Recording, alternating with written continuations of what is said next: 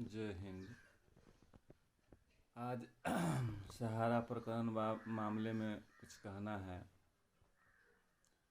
आज जो देश दुनिया की जो स्थिति है उसमें देख लीजिए, हमारे देश में नेटफ्लिक्स एक कंपनी है। उन्होंने नीरव मोदी, विजय माल्या, मेहुल चौकसी और उसके बाद ललित मोदी और उसी सीरीज में सुब्रत राय सहारा को रखा। जो ये सब भारत के बहुत बड़ा फ्रॉड किए हुआ। नीरव मोदी, मेहुल चौकसी, ललित मोदी, विजय माल्या ये तो देश छोड़ के भाग गए। उसी सीरीज में सुब्रत राय भी था, लेकिन सुब्रत राय को तो पासपोर्ट सीज हो गया, उसको बाहर नहीं भाग सका। 2018 में जब वह जेल से रिहा हुए थे, सुब्रत राय छूटे थे, उस समय एक सहारा सम्मेलन करके पूरे भारत में बड़े बड़े टाउन में बहुत बड़ा मीटिंग किए थे। उसी में इन्होंने कहा था, सुशांतो राय, सुब्रत राय का लड़का, एक आदमी ने इसे सवाल किया कि आपका तो सारा पैसा समझे अब सेबी जब्त कर लिया, अब आपके पास है क्या। उसी में यह एक शेर बोला था। कमेंट में इसको कहा गया था, हार निश्चित है तुम्हारी, मन हमेशा रहेगा उदास, माखन दुर्योधन ले गया, छाछ रह गया तेरे पास।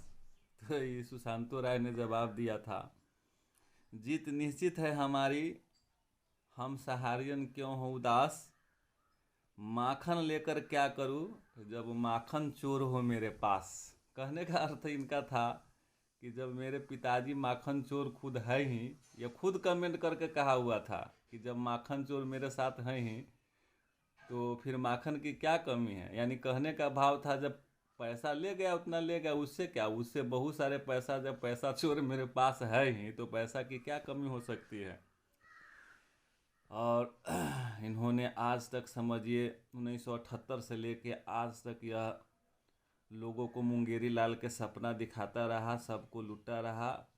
और अपना इनका कोई सहारा के जितने वर्कर है उनका कोई भविष्य नहीं, और न ही कोई भविष्य लेके ये चले हैं। ये सिर्फ अपना पैसा किस ढंग से ठगा जाए इसी पर ये हमेशा दिमाग लगाते थे। आज देखिए जो स्थिति है, ठगकर अपना अपना हिस्सा सब इन्होंने बांट लिया। ओपी श्रीवास्तव अपना बेटा पुतोह के साथ जो शेयर था वो सब अपना कंपनियां बना बना के ट्रांसफ़र कर दिया। सुब्रत राय अपने दोनों बेटे, दोनों पुतोह के साथ जो हिस्सा था वो लेके मेंसोडेनिया एक देश है जहाँ समझिए एक ऐसा शासन है कि वहाँ जितना पैसा लेके जाइए, कोई टैक्स नहीं भरना है, कोई खोज नहीं है, कोई वहाँ कुछ है ही नहीं, लेके जाइए और अपना बिजनेस कीजिए। तो अपने बेटा पुतोह के साथ ये भी वहाँ अपना भेज ही दिए हैं। और यहाँ समझिए यहाँ का संविधान, यहाँ का प्रशासन इतना लचीला है और इतना करप्शन यहाँ बढ़ी हुई है कि जब रक्षक ही देश के भक्षक बन जाए तो फिर क्या कहना है। आज वही स्थिति आज भारत के है। आज जितने रक्षक ही हैं सब भक्षक बने हुए हैं। जो सुप्रीम कोर्ट जिसके बारे में हम लोगों को जनता के भगवान कहा जाता है, आज देख लीजिए जनता के पैसा 10-11 साल से समझिए सेबी सहारा प्रकरण में फंसा है, लेकिन क्लियर आज तक नहीं हुआ और नहीं आगे भी करने वाला है। वो तो रियल एस्टेट हाउसिंग का पैसा है, उसको छोड़ दीजिए। इसमें जो है हम लोगों का जितने पब्लिक है उस सबका पैसा कोऑपरेटिव सोसाइटी में है, इस पर कोई विचार आज तक नहीं हो रहा है। कैसे किस ढंग से पैसा पब्लिक को मिलेगा, ये सिर्फ और सिर्फ पैसा से मैनेज करके किस ढंग से सब पब्लिक का पैसा जो हम लिए हैं उसको किस ढंग से हड़प ले, सरकार से मिलके, प्रशासन से मिलके, बड़े बड़े नेता से मिलके किस ढंग से हड़प ले, उसी में सिर्फ ये लगे हुए हैं। लेकिन हम लोगों को हिम्मत हारने की ज़रूरत नहीं है।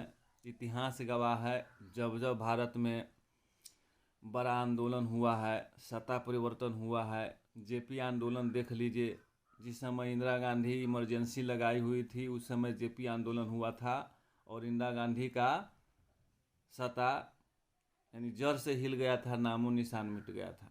भारत से कांग्रेस पूरा सफाया हो गया था। जब जब समझिए, इतिहास गवाह है, जब जब समझिए बड़ा आंदोलन होता है तब तक सत्ता परिवर्तन होता है। हम की बार भी इसी ढंग से होना है। अगर हम लोगों का पेमेंट नरेंद्र मोदी अगर जल्दी एक्शन लेके नहीं करवाता है तो जो आगामी चुनाव अभी त्रिपुरा और क्या कहते हैं केंद्र शासित प्रदेश का 3-4 जगह का चुनाव विधानसभा का होने जा रहा है, साथ साथ आगे लोकसभा का चुनाव है, उसमें हम लोग माने अथक प्रयास करके निश्चित रूप से उसको हम लोग नोटा का प्रयोग करवाएंगे, वोट नहीं देंगे। 50% यानी आधी आबादी भारत का है, सबको हम लोग किसी ढंग से मेहनत करके नोटा का प्रयोग करवाएंगे और हिम्मत हारने की ज़रूरत नहीं है। कृष्ण ने साफ कहा है कि कर्म तुम्हारा कल होगा। कृष्ण ने साफ कहा है कि कर्म तुम्हारा कल होगा। किसी भी संकट का हल होगा, आज नहीं तो कल होगा। लोहा जितना तपता है उतना ही ताकत भरता है। सोने पे जितनी आग जले उतना ही प्रखरता है। हीरे की जितनी घिसाई हो उतना ही निखरता है।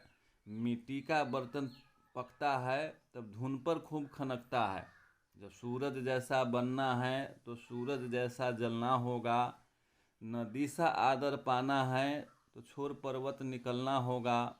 हम आदम के बेटे हैं, क्यों सोचे राह सरल होगा। कुछ वक्त ज़्यादा ही लग जाए पर हम लोगों का मिशन ज़रूर सफल होगा। आज नहीं तो कल होगा, निश्चित रूप से हल होगा। इसी के साथ आज मैं अपनी वाणी को विराम दूंगा। जय हिंद।